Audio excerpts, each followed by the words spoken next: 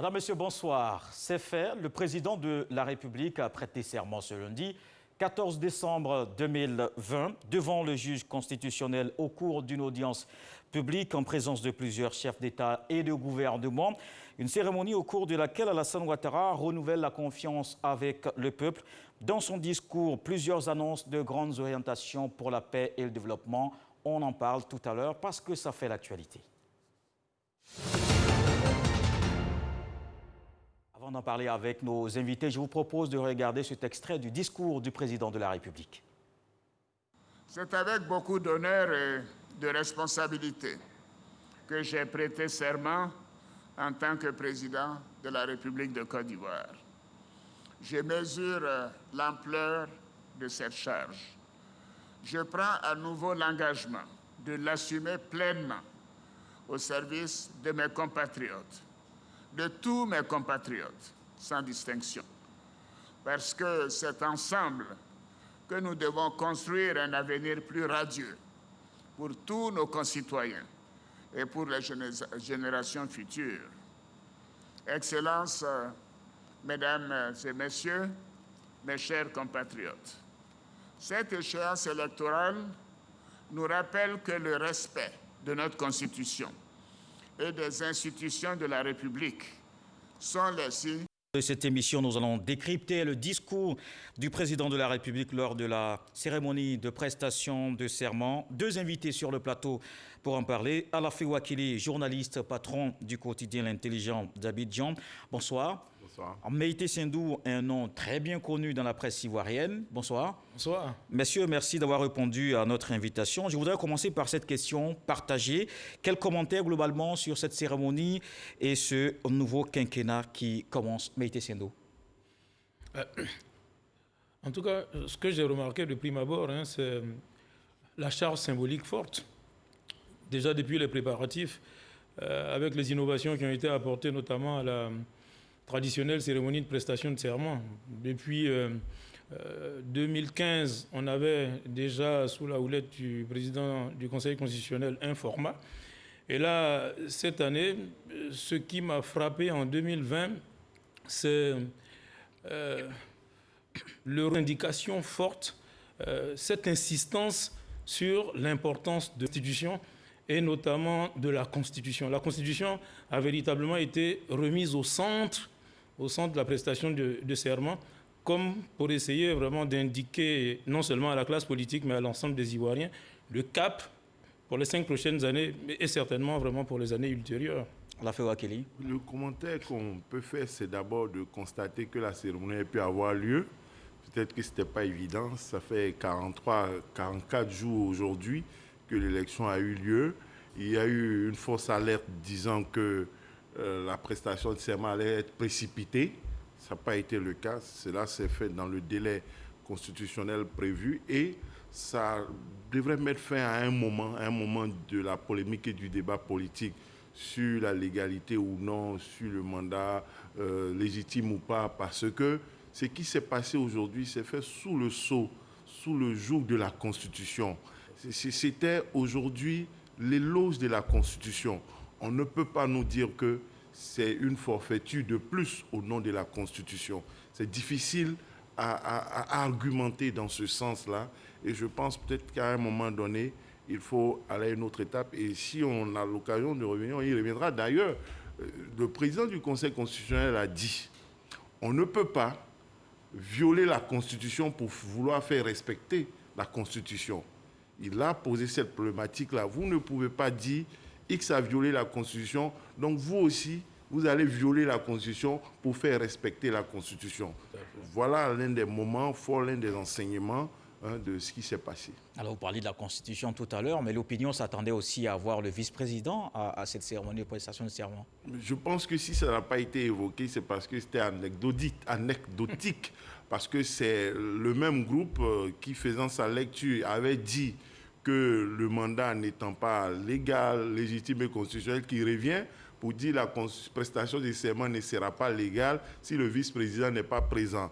Le mandat lui-même, là, s'il n'est pas légal, vous avez déjà dit qu'il n'est pas légal, je ne sais pas qu'est-ce que ça fait de plus que le vice-président ne soit pas présent. En réalité, sa présence est mentionnée. On dit la prestation de serment se déroule en sa présence.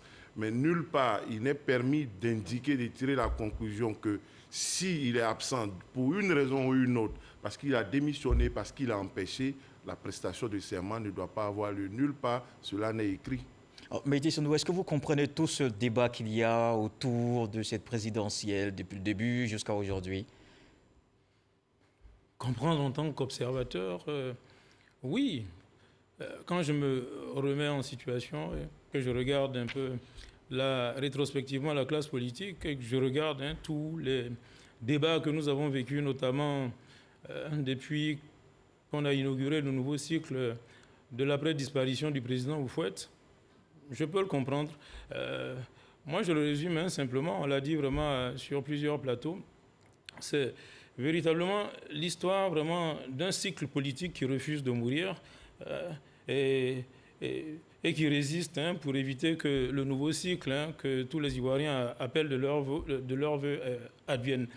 C'est une manière de faire de la politique voilà, qui refuse de cesser. Cette propension à penser que la politique est l'alpha et l'oméga, que c'est elle qui doit donner le tempo de la loi, le tempo de l'interprétation des textes et même le tempo de l'économie. Ces arrangements permanents et tout, ces accommodements entre la politique et la raison d'État qui malheureusement, bien malheureusement, finissent par tuer la démocratie. Et je crois que c'est fort justement ce à quoi le président du Conseil constitutionnel aujourd'hui faisait mention. Il n'avait pas de maillet, mais je crois qu'aujourd'hui, de manière très forte, il voulait réaffirmer la primauté de la loi et la nécessité véritablement de la vitalité des institutions. Et je pense que c'est un message fort de ce point de vue. Oui, parce que peut-être l'opinion aussi a été très critique à l'égard du Conseil constitutionnel. Bien sûr. Et il a rappelé, il a dit ce qui a motivé. Il dit oui, le débat peut se faire, mais à un moment donné, il faut le clore lorsque la décision est prise. Et il dit la décision est motivée. Elle n'a pas été prise de façon arbitraire. Et que, à juste titre, c'est une institution de sagesse. Et il a rappelé des exemples où les décisions similaires ont été prises et, contre mauvaise fortune, les uns et les autres ont fait bon cœur. Ce qu'il en est advenu après fait partie des contingences de l'histoire. Et il a rappelé le cas de 2010-2011 qui a servi de prétexte aux uns pour dire en 2010, le Conseil constitutionnel a dit que le président Laurent Gbagbo a gagné, mais cela a été contesté. Ça veut donc dire qu'il y a eu une jurisprudence. On peut ne pas respecter une décision. Contestée. Oui, voilà, qui pourrait se répéter. On peut ne pas respecter une décision du Conseil constitutionnel. Et il a donné une explication que les uns savaient, que nous avons vécu, mais dans le feu de l'action, tout le monde a oublié cela dans les débats qui ont eu lieu et il a rappelé cela opportunément. Et ce qu'il a rappelé, c'était la certification des élections. Voilà, oui, ce qu'il a rappelé, et je crois que c'est vraiment important, M. Kolo Coulibaly, de revenir là-dessus, parce que ce qu'il a dit, c'est que tous les acteurs politiques de l'époque, en 2010, s'étaient entendus à l'issue des accords de Pretoria, je crois qu'il y en a eu 3, pour décider que le processus électoral en Côte d'Ivoire, après les différentes étapes, la commission électorale indépendante, le Conseil constitutionnel, allait faire l'objet d'une certification internationale par un certificateur désigné par l'ONU. Et c'est ce qui s'est passé. Donc les élections en 2010, in fine, il y a eu la décision de la commission électorale indépendante qui était favorable au président Ouattara, la décision du Conseil constitutionnel qui était favorable au président Gbagbo, et finalement, certificateur. Comment il s'appelle?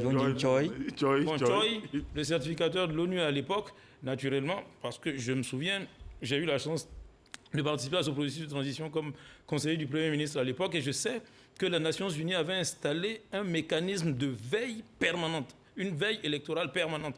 Tout le système des Nations Unies en permanence travaillait sur chaque étape du processus électoral, c'est-à-dire des premiers enrôlements, des premières audiences foraines jusqu'à la certification de la liste électorale et même jusqu'au déroulement vraiment du processus électoral. Donc, ils ont eu véritablement le temps d'appréhender le processus pour certifier la victoire du président Alassane Ouattara. Effectivement, le président du Conseil constitutionnel a fort justement rappelé cela, je le disais à la fin tout à l'heure, même à nous, les commentateurs, la classe politique, dont l'essentiel était partie prenante aux accords de Pretoria à cette époque, voilà, on a mené débat pendant 4 mois en oubliant vraiment ce fait-là qui était important. Comme pour rester en droit, on dirait... Il a bien fait de nous le rappeler à tous. On dirait qu'il a reversé, comme on dirait en droit, reversé un élément important au débat. Ah oui, il a reversé un élément important au débat, d'autant plus que cette certification n'avait pas été contestée à la dernière étape. C'est-à-dire le premier tour de l'élection présidentielle de 2010 s'est déroulé de cette manière-là. C'est-à-dire, après les résultats même du Conseil constitutionnel, le premier tour, le certificateur est venu valider. Il est venu dire, ça s'est bien passé. Voyez-vous, maintenant, on va au second tour, tout se gâte. Et on remet en cause. C'est à ce moment-là qu'on se dit non, la Constitution doit être au-dessus et non le certificateur, alors que le processus a été consensuel, accepté ainsi par tout le monde jusqu'à cette étape-là. Cela étant dit, le président de la République a pris la parole. Il a fait un discours qu'on pourrait qualifier de discours d'orientation. Il a d'abord condamné les violences de ces élections et ensuite il a précisé que ça ne sera pas impuni. Comme pour dire peut-être que la paix, d'accord, mais il y a la justice juste à côté. Oui, pour nous qui avons toujours demandé la fin vraiment de l'impunité politique, il y a de quoi applaudir cela parce que lorsque même quelqu'un commet un forfait, il volait des poulets ou les moutons ne lui appartenant pas, il part en prison. Mais il y a des morts d'hommes à la suite de la politique et il n'y a rien. Il y a une impunité politique à laquelle il faut mettre fin. Le président a promis que rien ne restera impuni, on a applaudi, même si on se demande s'il sera assez fort pour résister à la pression, parce que dans le même temps, il a parlé de cohésion sociale. Justement, est-ce que cela ne va pas cristalliser davantage les positions, mettez chez nous, surtout avec l'opposition? Non, je pense aujourd'hui que le président, il le sait lui-même. Si il l'a réaffirmé au cours de ce discours d'investiture, qui est un discours de référence, le président sait qu'il est attendu sur son discours d'investiture. Toutes les prises de parole du président, effectivement, ont un caractère solennel, mais beaucoup plus encore le jour de l'investiture à l'issue d'un processus électoral comme celui-là. Donc le président de la République sait qu'il est attendu sur la question de l'impunité. Il sait qu'il ne peut pas déroger à cette question. Maintenant, il lui appartiendra, et je pense que le président sait faire, de trouver les accommodements entre la nécessité de la sanction, parce qu'il y a eu quand même mort d'hommes, il y a eu bien nombreux, plus d'une centaine de blessés, de nombreux dégâts matériels et des traumatismes psychologiques forts pour l'opinion. Alafé le disait tout à l'heure, jusqu'à encore hier, effectivement, des rumeurs continuaient à circuler sur donc la stabilité vraiment de la cérémonie de ce matin, sur la probabilité que cette cérémonie se tienne. Je crois que le moral des Ivoiriens a été mis à rude épreuve par une certaine classe politique et le président sait qu'il est obligé de prendre date avec l'histoire pour sanctionner ce fait. Et bien entendu, après, il lui appartiendra de trouver les accommodements nécessaires pour coupler cela avec la nécessaire cohésion sociale. D'accord. Il y a aussi, en termes de perspectives d'action, cette annonce du président de la République, notamment sur l'amélioration du quotidien des populations, les secteurs sociaux qui sont visés, et puis la prise en charge des frais COGES par le gouvernement dès janvier 2021. Alors, quel commentaire à la Février? Ça, c'est une grande annonce. Je pense que ça dépend. Qui va en être satisfait? Je pense que les étudiants vont en être satisfaits, des parents des élèves certainement. Mais en même temps, on va voir à partir de 2021 ce que ça va donner. Mais il y a eu un grand soulagement et tout le monde, évidemment, a pensé aux étudiants à la FESI. Mais une fois n'est pas coutume, on a un collègue, un confrère qui est maire, Moko, qui a été précurseur de cette mesure au niveau de sa municipalité. Voilà. Et on voudrait profiter pour le féliciter. Et il avait prôné la gratuité des frais COGES dans sa commune. Et je pense que le gouvernement ou le président, ils ont dû se dire que s'il a pu le faire, ça doit être possible au niveau de toutes les collectivités locales. Parce que le chef de l'État a impliqué aussi bien le gouvernement que les collectivités locales. Donc un arbitrage sera fait à leur niveau pour la prise en charge. Et puis, bon, vous voyez, comme on dit souvent, il y a toujours quelqu'un qui paie à la fin. Le gouvernement et les communautés, les collectivités locales, c'est encore la population, c'est toujours le peuple. Il faut espérer que ça ne donne pas peut-être des taxes ailleurs pour alourdir. Mais il y a un grand soulagement, on peut le dire. et on verra à l'application ce que ça va donner, en espérant que tous les acteurs de la chaîne éducative, là, dans les écoles même, joueront franc jeu et ne feront pas des choses pour torpiller le processus. D'autant plus que le chef de l'État aussi a annoncé quelque chose, la lutte contre la corruption. Ça doit être renforcé, il ne faut pas s'amuser avec. Et moi, je pense que ça va être un moment aussi fort de ce mandat-là. La lutte contre la corruption, ça me paraît important. La déclaration des biens, l'enrichissement illicite, il faut que le président soit un peu plus regardant sur la question. D'accord. Ensuite, la COJES, moi, je voudrais, à la suite de la fait dire, je crois que le président a entendu la préoccupation et la souffrance des parents d'élèves, parce que c'est vrai que c'est un vrai casse-tête chinois pour un casse-tête ivoirien pour les parents d'élèves notamment. Pour tropicaliser. Notamment, vraiment, cette agrégation, cet agrégat vraiment de frais scolaires, ces cotisations qui arrivent sans crier gare. Et je crois que le président a bien compris qu'il fallait redonner de la parole publique. Il fallait reprendre de l'initiative publique. Et je crois qu'il a annoncé très clairement le réengagement de l'État dans le financement de l'école publique. Et ça, c'est salutaire. Et j'espère que ce processus va aller de plus en plus loin pour que l'État se réengage tout simplement, beaucoup plus fortement donc dans la gestion vraiment du système éducatif ivoirien. Il nous faut renforcer la cohésion, la paix, des notions qui sont revenues tout au long du discours du président de la République. Je vous propose de suivre cet extrait. Les progrès réalisés en matière de réconciliation sont appréciés par nos compatriotes, notamment la loi d'amnistie d'août 2018 qui a permis la libération de 800 prisonniers de la crise post-électorale, ou encore la récente délivrance d'un passeport ordinaire et d'un passeport diplomatique à mon prédécesseur.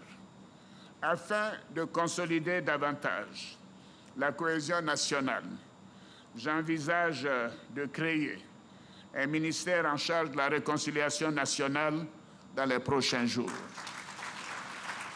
Ce département ministériel aura pour mission de faire une évaluation de nos actions, avec pour objectif le renforcement de la cohésion nationale et de la réconciliation des filles et des fils de notre chère Côte d'Ivoire.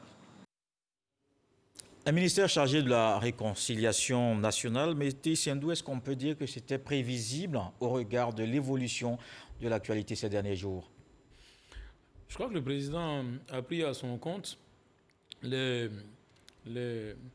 observations, les critiques récurrentes depuis quasiment 2011-2012 qui reviennent sur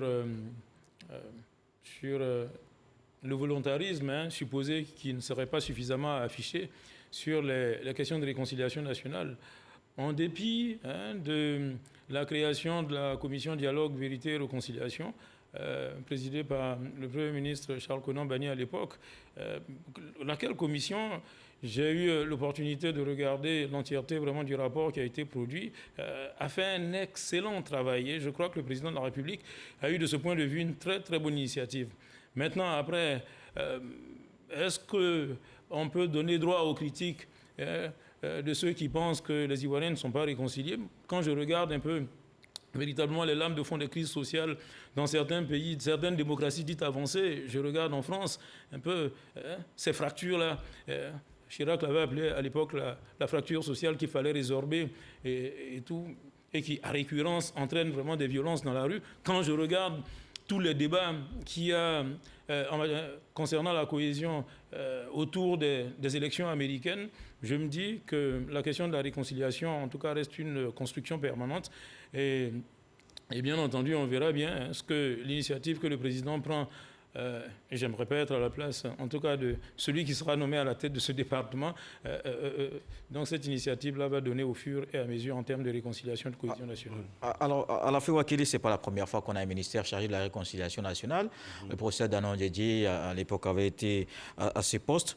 Pour cette fois, qu'est-ce qui doit changer, surtout en termes de cahier de charges, surtout en termes de prérogatives, pour faire avancer la réconciliation? Je pense qu'il fallait peut-être changer de cap un peu après ce qu'on a vu, après tout ce qui a été essayé. Il y a eu le forum avec feu le Premier ministre Seydou Diarra.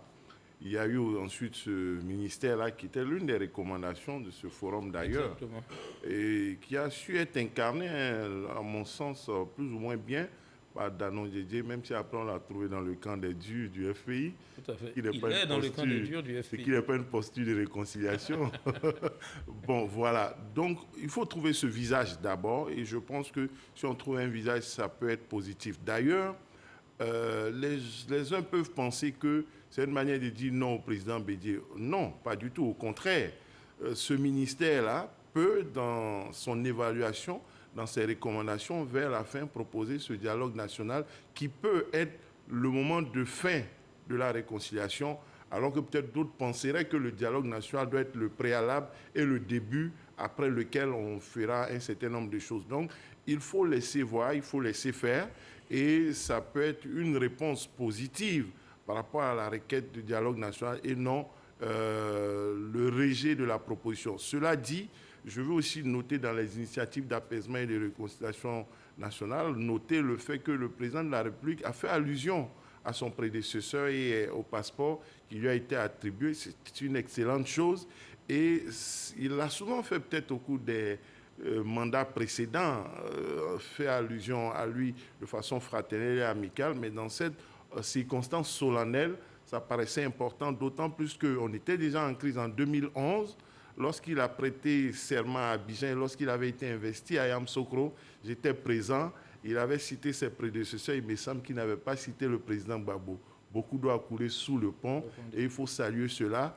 On est sorti, justement, pour moi, ce discours-là marque véritablement la Troisième République et puis la rupture avec le tête-à-tête aussi Bédié, puisque pendant longtemps, on a été habitué à des discours où le président faisait allusion à son aîné Henri Konan Bédié. Aujourd'hui, je pense qu'on est passé à une autre étape dans la consolidation de la République et le rassemblement avec toutes les figures et non des figures forcément partisanes. Alors, et l'une de ces figures, c'est bien Laurent Gbagbo, qui éventuellement pourrait revenir en Côte d'Ivoire.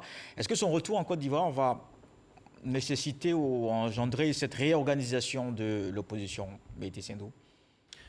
C'est sûr qu'il faut noter aujourd'hui qu'au sein de l'opposition, sans le dire, il y a une vraie bataille de chefs entre notamment le chef du PDCI, le président Henri Konan Bédié, et le président Laurent Gbagbo. Quand on regarde un peu vraiment comment les uns et les autres manœuvrent, plateformes revendicatives, notamment qui ont été mises en musique par Bédié entre septembre et l'élection présidentielle, ont été plus ou moins battus en brèche, édulcorés par les prises de parole de Gbagbo. On se souvient, Gbagbo a pris la parole, je crois, à 48 heures du scrutin présidentiel du 31 octobre 2010. Et puis, bon, on avait vu vraiment très clairement que même s'il affichait un soutien de principe vis-à-vis de l'opposition, il n'avait pas donné son blanc-seing. Mais il avait appelé à la négociation, notamment. Au Conseil national de transition et à tout le cahier de revendications, notamment la désobéissance civile, qui avait été prônée par l'opposition. C'est sûr. Mais aujourd'hui, quand même, reconnaissons-le, dans un pays, un état de droit, comme se veut être la Côte d'Ivoire, il y a des règles. Le chef de l'opposition, en général, c'est le chef de l'opposition parlementaire. Donc, le parti qui a le plus de députés à l'Assemblée, aujourd'hui, il faut le reconnaître, après le RHDP, c'est le PDCI. Et donc, de facto, qu'il le veuille ou qu'il ne le veuille pas, aujourd'hui, Bédié est le chef de l'opposition en Côte d'Ivoire. Maintenant, est-ce que le retour de Gbagbo va rebattre les cartes? Tout dépendra de son positionnement. Moi, les assertions vraiment contre lesquelles je m'insurge, c'est de dire, oui, bon, Gbagbo rentre et donc à partir du moment où il est rentré, le processus de réconciliation et tout va se déclencher. Alors, non, l'histoire quand même nous dit clairement. On va juste dire un mot sur le dialogue qui va se relancer. Le président de la République a demandé à son Premier ministre de rentrer évidemment en contact avec l'opposition pour relancer ce dialogue, notamment pour les législatives. Est-ce que vous pensez que cette main tendue du président de la République peut avoir un écho favorable au niveau de l'opposition à la fait? C'est-à-dire l'opposition peut-être s'attend encore à beaucoup de choses. Elle peut obtenir beaucoup de choses, mais il faut aussi un peu de bonne volonté de sa part. La posture de principe qu'elle avait adoptée avant l'élection présidentielle, elle doit en sortir. D'autant plus que le président a laissé entendre aujourd'hui il n'ira peut-être pas plus loin que les propositions accordées avec la CEDEAO au niveau de la CEI. On va revenir à la même posture. Il faut peut-être que l'opposition joue le jeu, accepte, en se disant que c'est une autre forme d'élection. C'est une élection d'une nature différente. C'est une élection locale et il y a des équations locales, il y a des équations personnelles dans des localités où il n'y a pas de CI, il n'y a pas de commission locale qui pourra manipuler le scrutin. On a vu, ça va être difficile.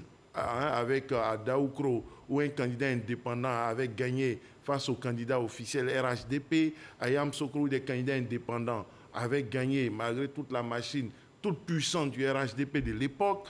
Au plateau, le maire qui était déjà député a gagné. Oui, on a eu en tout cas pas mal d'exemples de ce genre. Ces élections-là montrent qu'il faut jouer, surtout qu'il y a une véritable impatience. Vous avez dit le PDC est leader de l'opposition. Ils ont 86 députés qui ont envie de répartir et beaucoup d'autres cadres qui pensent que malgré le système tel qu'il est, ils ont leur carte à jouer. Donc, alors, en 30 secondes, Meïté Sendo, est-ce que ça veut dire qu'on pourrait ne pas avoir un consensus avant cette élection législative? Mais est-ce que l'opposition peut se permettre de ne pas participer aux élections législatives? Je crois que l'analyse de la fait aboutit vraiment à cela.